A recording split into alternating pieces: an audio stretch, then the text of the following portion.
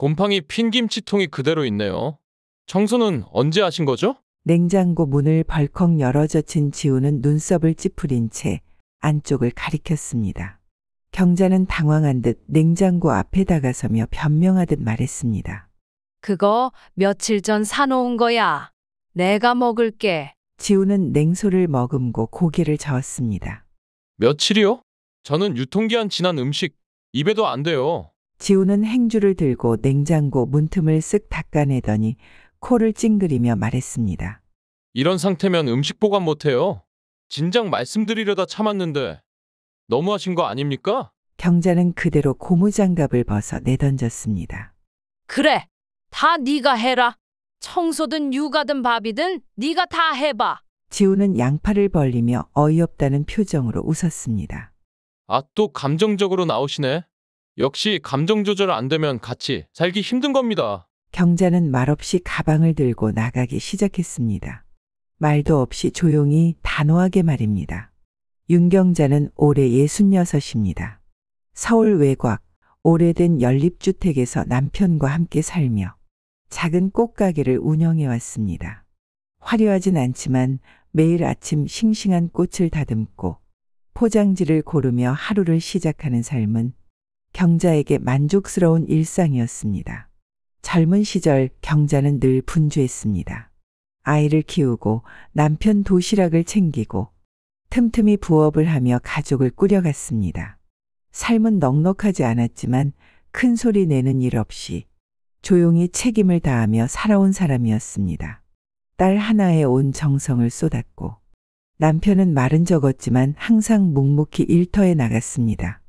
소연은 경자 부부의 외동딸이었습니다.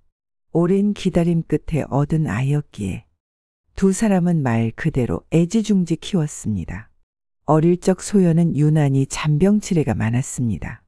감기라도 걸리면 밤새 아이 이마를 짚고 앓는 소리만 나도 병원으로 뛰어갔습니다. 경자는 그런 딸을 곁에서 지켜보며 이 아이가 건강하게만 자라면 나는 그걸로 됐다. 늘 그렇게 말하며 살았습니다. 딸은 엄마의 바람처럼 건강하게 자라주었고 공부도 곧잘해 늘 전교 상위권에 들었습니다. 책가방을 둘러매고 뛰어다니던 어린 소연의 뒷모습은 경자에게 늘 눈물겹도록 사랑스러웠습니다. 시간은 흘러 소연이 대학에 들어가고 장학금을 받아 졸업하고 대기업에 취직까지 하게 되었을 때 경자는 딸이 이룬 모든 순간을 자신의 일처럼 기뻐했습니다. 우리 딸 대견하지 않아요. 동네 사람들에게도 자랑이 끊이질 않았고 남편도 말없이 고개를 끄덕이며 늘 등 뒤에서 든든하게 응원했습니다. 딸은 바쁘고 성실한 성격이었습니다. 항상 스스로 일을 해결하려 하고 부모에게 걱정을 끼치지 않으려 했었습니다. 퇴근 후 집에 들러 간식거리라도 챙겨줄 때면 경자는 그 손길이 고맙고도 미안했습니다. 너무 일찍 철든 거 아니냐 고 말하며 한편으론 애잔한 마음도 들었습니다. 경자는 꽃집을 하면서도 언제나 딸이 우선이었습니다. 봄에는 소연이 좋아하는 튤립을 따로 챙겨주고 겨울이면 직접 든 목도리를 선물하며 그녀의 건강을 챙겼습니다. 사소한 것 하나에도 정성을 담았고 소연은 그런 어머니를 늘 따뜻한 눈빛으로 바라보았습니다. 소연이 연애를 시작했을 때도 경자는 딸의 선택을 믿었습니다. 엄마, 나 요즘 마음에 두는 사람이 있어. 그 말에 경자는 천천히 고개를 끄덕였고 딸이 들떠서 전하는 연애 이야기를 마치 첫사랑을 겪는 것처럼 가슴 두근거리며 들었습니다. 딸이 결혼을 결심했을 때도 경자는 그저 딸이 행복하다면 됐다고 생각했습니다. 사위 될 사람의 첫 인상도 무난했고 무뚝뚝한 남편조차 나쁜 사람 같진 않다며 받아들였습니다. 경자는 그렇게 딸을 혼인시키고 소박한 꽃가게를 계속 이어갔습니다. 딸의 삶이 조금씩 자리 잡아가는 모습을 보며 자신의 인생도 서서히 마무리되어 간다고 느꼈습니다. 작지만 평온한 하루하루, 그 평온함이 얼마나 소중한지 그때의 경자는 잘 알고 있었습니다. 결혼식을 무사히 마치고 딸 소연이 신혼집으로 들어간 후에도 윤경자의 하루는 늘 분주했습니다. 꽃가게 문을 열고 손님 응대하며 하루를 보내다가도 문득문득 딸이 잘 지내고 있는지 궁금해졌습니다. 잘 먹고 다니는 건가, 말은 잘 듣고 사는지. 경자는 그런 생각이 들 때면 반찬을 넉넉히 만들어 작은 보자기에 싸서 딸의 집 앞까지 배달해 주곤 했습니다. 초인종을 누르며 잠깐만 있다 갈게 말하곤 딸 부부가 앉아있는 거실에 조심스레 앉았습니다. 사위 민지우는 직장에서는 과장급으로 일하고 있었고 겉모습은 깔끔하고 말쑥했습니다. 그러나 함께하는 시간이 조금씩 늘어나면서 경자는 어딘가 불편한 기색을 감지하기 시작했습니다. 장모님, 저녁은 직접 만들어주신 거예요. 기름이 좀 많네요. 엄마, 지훈이 이런 기름진 음식은 잘 못 먹어. 소연의 말투는 조심스러웠지만 사위의 말은 가감이 없었습니다. 경자는 속으로 입맛이 까다롭구나 생각하며 다음부터는 싱겁고 담백하게 요리에 가져갔습니다. 하지만 그런 날에도 이건 너무 심심한 맛이네요. 라는 말이 무심한 듯 어딘가 쿡쿡 찌르듯 나왔습니다. 처음엔 예민한 성격이구나 싶었습니다. 나중엔 그런 것도 젊은 세대니까 다르겠지 생각했습니다. 하지만 그런 순간들이 자꾸만 쌓였습니다. 가장 처음 당황했던 건 경자가 부탁 하나를 한 날이었습니다. 지훈아, 혹시 이거 휴대폰에 있는 사진 좀 옮겨줄 수 있니? 장모님, 요즘엔 검색 조금만 해도 다 나와요. 계속 이런 거 부탁하시면 힘듭니다. 딸이 민망해하며 중간에서 내가 할게 하고 나섰지만 경자의 마음엔 뭔가 꺼림칙한 감정이 남았습니다. 정말 큰 부탁도 아니었고 자식처럼 여기고 지내고 싶었기에 내민 손이었는데 돌아오는 말은 단호하고 조금은 차가웠습니다. 명절이 되면 딸 부부는 찾아왔습니다. 경자는 전날부터 새벽까지 전을 부치고 갈비를 조리하고 가장 좋아한다는 잡채를 넉넉히 만들어 식탁을 채웠습니다. 하지만 식사가 끝난 후 경자가 사위에게 상 좀 옮겨달라고 조심스레 말했을 때였습니다. 저는 손님인데요. 남자라고 일 시키는 거 역차별 아닌가요? 그 말에 경자의 남편이 어이없다는 듯 웃으며 말했습니다. 아니, 소연이는 임신했잖아. 나는 허리가 아프고 그냥 같이 옮기자는 거지 남자라서 시킨 게 아니야. 사위는 입꼬리를 올리며 어깨를 으쓱했고 경자는 그런 태도가 낯설고 어색하게만 느껴졌습니다. 딸은 옆에서 조용히 눈치를 보았고 그날 경자는 그 말 이후 아무 말도 하지 않았습니다. 그 다음 명절에도 사위는 비슷한 태도를 보였습니다. 식사 자리는 짧아졌고 대화는 딸과의 이야기로만 제한되었습니다. 사위는 장인에게도 경자에게도 말을 조심하는 기색은 없었습니다. 어디서든 제 생각은 이렇습니다. 로 시작하는 말투는 정중하기보단 단호하고 날카로웠습니다. 이런 일들이 반복되자 경자는 딸이 사위와 함께 지내며 어떤 분위기 속에 사는지 걱정이 되기 시작했습니다. 하지만 결혼한 딸의 가정에 함부로 말을 꺼내는 것도 조심스러웠습니다. 그러던 어느 날 딸이 경자에게 조심스레 이야기를 꺼냈습니다. 엄마, 조리원에서 나오면 좀 도와줄 수 있어? 경자는 순간 멈칫했지만 딸이 부탁하는 목소리에 흔쾌히 고개를 끄덕였습니다. 그래, 내가 힘들면 엄마가 당연히 도와야지. 그렇게 조심스레 시작된 동거. 경자는 앞으로의 시간이 어쩌면 만만치 않을 수도 있겠다는 예감은 들었지만 딸을 위해 한 발 더 내딛기로 결심했습니다. 하지만 그 예감은 생각보다도 빠르게 현실로 다가오게 됩니다. 소연이의 산후조리를 돕기 위해 딸 집에 머물게 된 윤경자. 하지만 시간이 지날수록 사위 지훈의 존재는 점점 숨이 막힐 정도로 부담스러워졌습니다. 처음엔 사소한 청소 방식에서 시작됐지만 문제는 갈수록 확대되었습니다. 장모님, 세탁물은 색깔별로 분리해서 돌리셔야죠. 수건은 60도 이상에서 삶는 게 기본이에요. 지우는 평소에도 위생에 예민한 성격이었지만 장모에게까지 그 기준을 그대로 요구했습니다. 윤경자는 그저 묵묵히 듣고 넘기려 했습니다. 딸이 힘들지 않게 하려던 조심스러운 배려였습니다. 하지만 어느 날 저녁 지우는 도를 넘은 지적을 쏟아냈습니다. 설거지할 땐요, 기름기 묻은 그릇을 먼저 닦으면 안 되죠. 장모님, 이런 기본적인 것도 모르세요. 소연이 옆에서 조용히 말렸지만 지우는 고개조차 돌리지 않았습니다. 이 정도도 안 되면 도와주시는 게 아니라 그냥 방해하시는 거예요. 윤경자는 더는 참을 수 없었습니다. 설거지하던 고무장갑을 벗어 식탁 위에 툭 던졌습니다.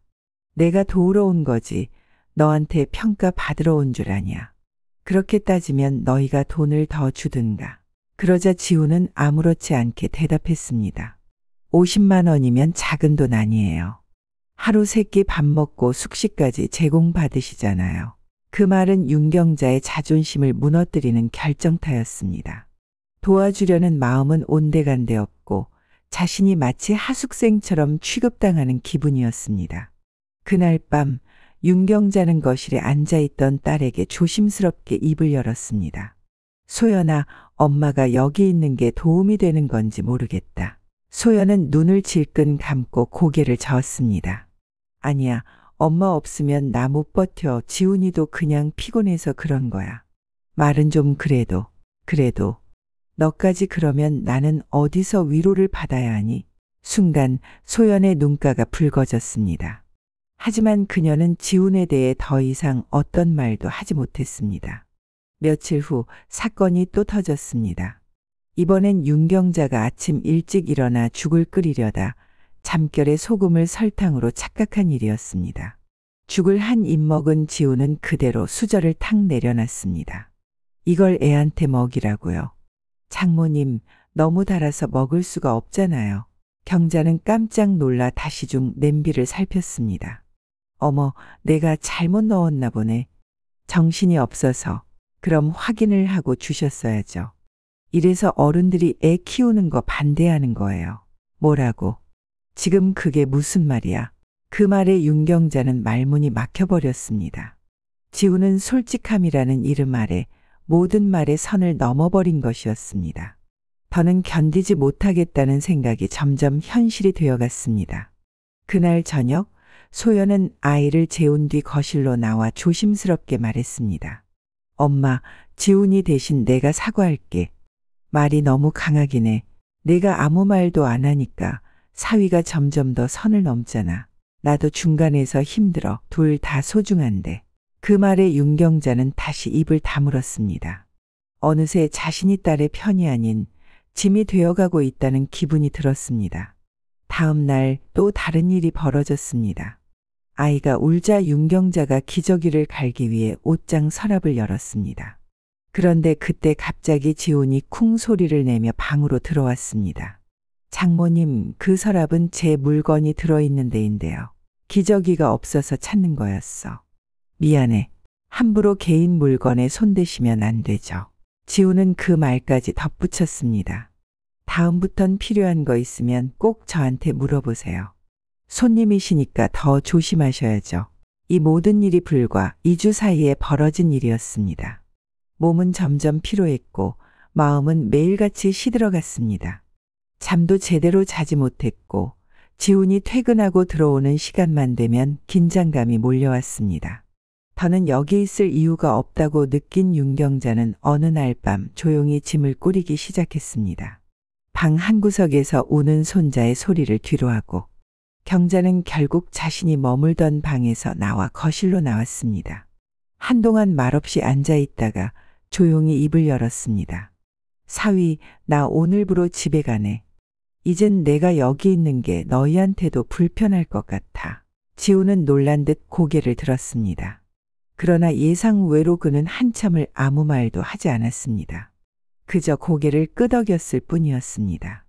그 모습에 경자는 더 이상 할 말이 없었습니다. 소연은 경자의 눈빛을 보자 눈물이 고였지만 그녀도 아무 말 없이 고개를 숙였습니다. 짐을 챙기는 손길은 느렸습니다.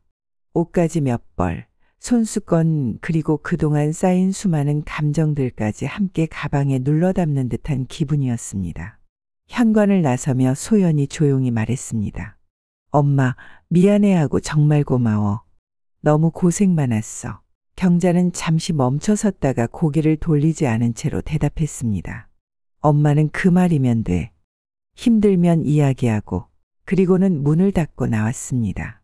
집에 돌아온 경자는 아무 말도 하지 않고 멍하니 앉아 있었습니다. 남편이 조심스레 물었습니다. 너무 화나서 그냥 나온 거야. 경자는 고개를 저었습니다. 화나서가 아니야. 그냥 더는 거기서 사람처럼 지낼 수가 없었어. 남편은 고개를 끄덕이며 조심스레 그녀의 손을 잡았습니다. 그날 저녁 둘은 말없이 마주 앉아 밥을 먹었습니다. 오랜만에 편한 숨을 쉬는 듯한 기분이 들었습니다. 며칠 뒤 소연에게서 연락이 왔습니다. 엄마, 지훈이 그날 이후로 좀 달라졌어. 엄마 말 듣고 생각 많이 한 것 같아. 경자는 아무 말 없이 듣기만 했습니다. 소연은 계속 말했습니다. 어제는 자기가 좀 심했다고, 미안하다고 그러더라. 엄마가 떠나고 나니까 진짜 어른이 한 명 없어지니까 집안이 엉망이라고. 그 말에 나도 많이 울었어. 경자는 말없이 눈을 감았습니다. 누군가의 후회가 늦게라도 찾아온 건 다행이라면 다행이었습니다. 그리고 며칠 뒤 지훈에게서 직접 연락이 왔습니다. 장모님, 시간 괜찮으시면 인사드리고 싶습니다. 그날 지훈은 경자의 집 근처까지 찾아와서는 문 앞에서 정중히 고개를 숙였습니다. 그땐 제가 너무 몰랐습니다. 솔직히 말하면 장모님 계신 게 너무 불편했어요. 그런데 장모님 안 계시니까 얼마나 고생하셨는지 알겠더라고요. 경자는 조용히 그를 바라보다가 말했습니다. 늦게라도 알아서 다행이네. 지훈은 멋쩍은 듯 고개를 긁으며 말했습니다. 그래도 기회 한 번만 더 주시면 안 될까요? 경자는 말없이 웃었습니다. 그것이 용서의 뜻이었는지 아니면 그냥 지나가는 웃음이었는지는 아무도 몰랐습니다. 그로부터 한 달 후 소연은 다시 복직을 준비하고 있었습니다. 경자는 다시 집으로 돌아가 손녀 연아를 봐줄 생각은 없었습니다. 하지만 손녀를 보러 가끔씩 들렀고 지훈도 예전처럼 무리한 언행은 하지 않았습니다. 그러나 여전히 그 눈빛에는 조심스러운 거리감이 남아 있었습니다. 그러던 어느 날 소연이 뜬금없이 말했습니다. 엄마, 우리 둘째 생각하고 있어. 경자는 놀란 눈으로 딸을 바라보았습니다. 지금? 연아도 아직 어린데. 너 일도 다시 시작하려면서. 소연은 조용히 고개를 끄덕였습니다. 경자는 조용히 창밖을 바라보며 말했습니다. 그래. 니들 인생이니까. 잘 생각해서 해. 그 말 속에는 수많은 감정이 담겨 있었습니다. 기대, 걱정, 그리고 아주 작은 희망. 하지만 경자는 어렴풋이 느끼고 있었습니다. 지난 갈등이 끝이 아니었음을, 진짜 파도는 이제부터 밀려올 것 같다는 예감이 들었습니다. 봄 기운이 막 스며들 무렵 경자는 동네 도서관에 자주 다녔습니다. 집 안에만 있기엔 답답했고 책을 읽으며 조용히 시간을 보내는 것이 그나마 마음을 가라앉히는 데 도움이 됐습니다. 그렇게 평화로운 일상이 조금씩 자리 잡아가던 어느 날 소연에게서 전화가 왔습니다. 엄마, 주말에 시간 좀 내줄 수 있어? 경자는 조용히 웃으며 물었습니다. 또 무슨 일인데? 이번엔 청소냐? 아니면 음식이냐? 소연은 머뭇거리며 말끝을 흐렸습니다. 아니, 그게 이번엔 지훈이 어머님 생신이야. 경자는 순간 고개를 갸웃했습니다. 그래서 엄마도 같이 가면 좋겠다고. 지훈이가 그러더라고. 순간 경자의 손에 들려있던 책이 덜컥 내려앉았습니다. 뜻밖의 제안이었고 예상치 못한 말이었습니다. 그동안 지훈은 경자에게 다시 예의를 갖추긴 했지만 사돈댁과 어울릴 정도의 관계를 바라는 건 생각해 본 적도 없었습니다. 사돈 생일에 굳이 내가 왜? 경자의 목소리는 무의식 중에 단단해졌습니다. 소연은 급히 말을 이었습니다. 아니, 엄마가 도와줬던 것도 있으니까. 지훈이 고맙다고. 경자는 마음이 복잡해졌습니다. 겉으로는 감사와 화해를 이야기하는 것처럼 들렸지만 속뜻은 쉽게 읽히지 않았습니다. 며칠 뒤 경자는 고민 끝에 소연의 부탁을 들어주기로 했습니다. 괜히 또 관계가 어긋나는 것이 싫었습니다. 그리고 무엇보다 그동안 딸에게 너무 미안했던 마음이 컸습니다. 생신 잔칫날, 지훈의 부모 집에 도착했을 때 이미 손님들로 북적이고 있었습니다. 경자가 현관에 들어서자 지훈의 어머니는 살짝 놀란 듯한 얼굴로 마주했습니다. 아이고, 여기까지 오셨어요.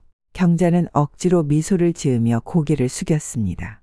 초대해 주셔서 감사합니다. 그 말에 지훈의 어머니는 쓴웃음을 지었습니다. 환대보다는 예상 외라는 분위기가 더 컸습니다. 주방에서는 소연이 열심히 음식을 돕고 있었고 지훈은 손님 응대에 바빠 보였습니다.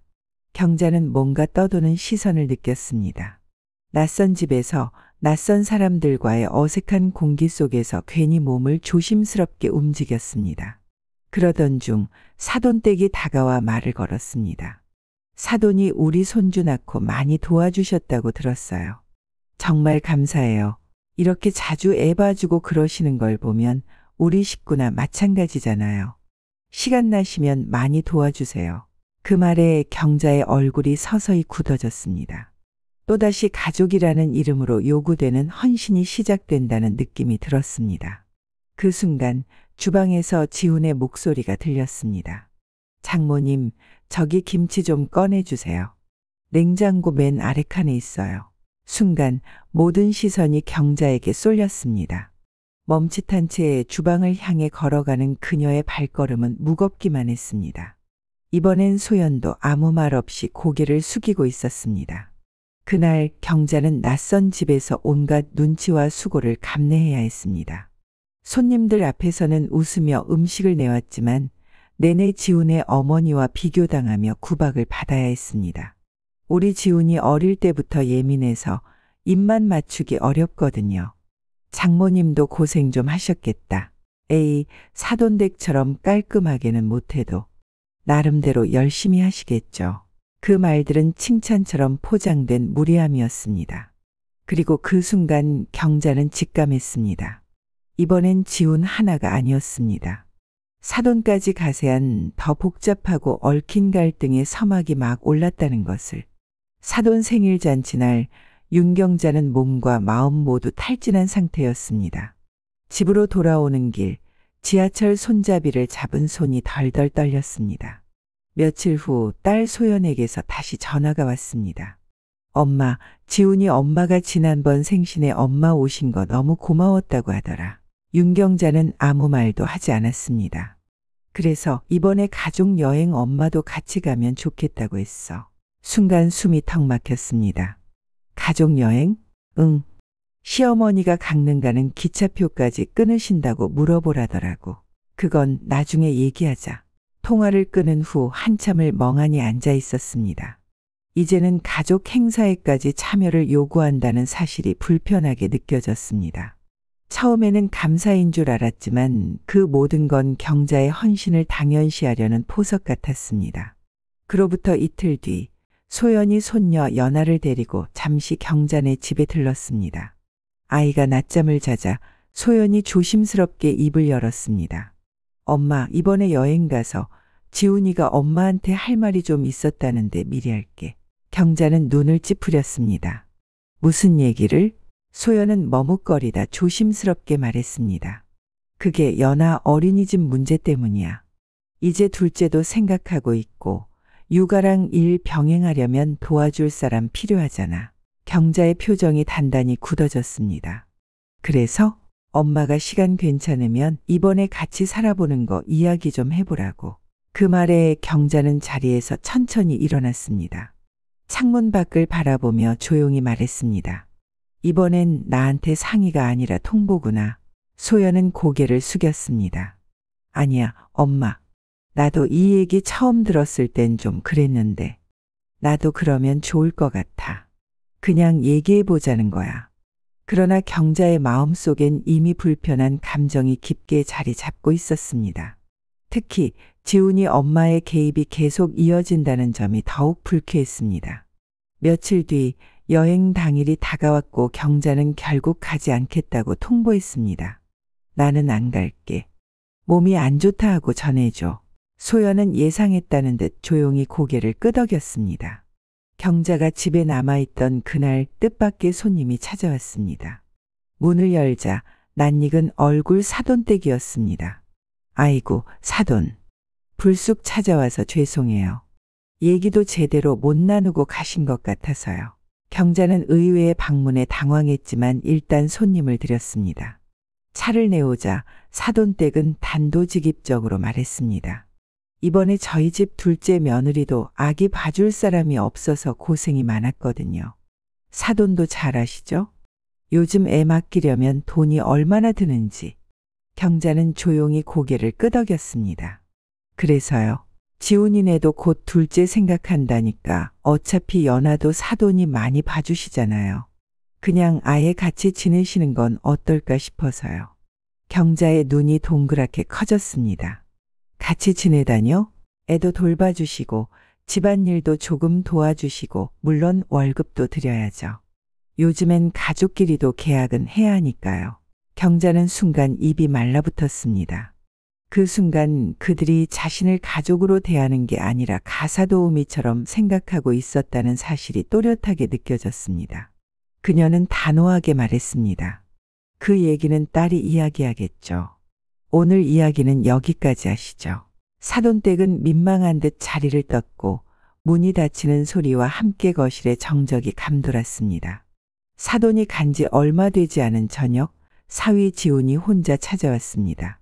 장모님, 저 잠깐 들어가도 될까요? 경자는 문 앞에서 잠시 망설이다 고개를 끄덕였습니다. 지훈은 예의 바른 표정으로 앉더니 말했습니다. 지난번에 어머니가 오셨던 얘기 들으셨죠? 사실 저희가 제안을 드린 건 단지 도움을 요청하려는 게 아니었어요. 경자는 아무 말도 하지 않았습니다. 장모님도 연아를 많이 봐주시고 또 둘째가 생기면 저희가 감당이 안 될 것 같아서요. 그래서 솔직히 말씀드리자면 장기적으로 같이 사는 것도 고려 중이었습니다. 그 말에 경자의 표정이 굳어졌습니다. 같이 살자고. 네. 물론 그에 따른 대가는 확실히 드릴 생각이고요. 예를 들어 월급, 방 따로 마련, 식비 지원 등도요. 경자는 고개를 저으며 대답했습니다. 나를 가정부로 보는 거니? 지훈은 눈을 피하며 말했습니다. 요즘 시대에는 가족이라도 조건을 따지는 게 당연하지 않나요? 장모님도 힘드실 테니. 그 말은 윤경자의 인내심에 마지막 금을 그었습니다. 손을 덜덜 떨며 그녀는 말했습니다. 내가 너네 집 가서 설거지하다 욕먹고 애 보다가 미끄러져도 애 걱정뿐이더니 이젠 대놓고 고용하고 싶다는 말이구나. 지훈은 당황한 듯 말끝을 흐리며 일어났습니다. 그냥 다시 생각해 보시라고 말씀드리러 온 거예요. 경자는 고개를 들지 않았습니다. 지훈은 머쓱한 표정으로 집을 나섰고 문이 닫히자 거실은 다시 조용해졌습니다. 다음 날 딸 소연이 다시 연락을 했습니다. 잠시 침묵이 흘렀고 소연이 조심스럽게 말했습니다. 엄마, 한 달만. 우리가 둘째 준비하는 동안만이라도 연아 좀 봐주면 안 될까? 경자는 한참을 고민했습니다. 계속 거절하면 소연이 지훈에게 더 휘둘릴 것이 뻔했고 자신이 나서지 않으면 손녀마저 방치될까 걱정됐습니다. 딱 한 달만. 결국 그녀는 마음을 다잡고 다시 딸의 집 문을 열었습니다. 그러나 이번엔 예전과 달랐습니다. 그녀는 자신이 언제든 떠날 수 있다는 걸 알고 있었고 그 생각은 묘한 여유를 줬습니다. 처음 며칠은 조용히 흘러갔습니다.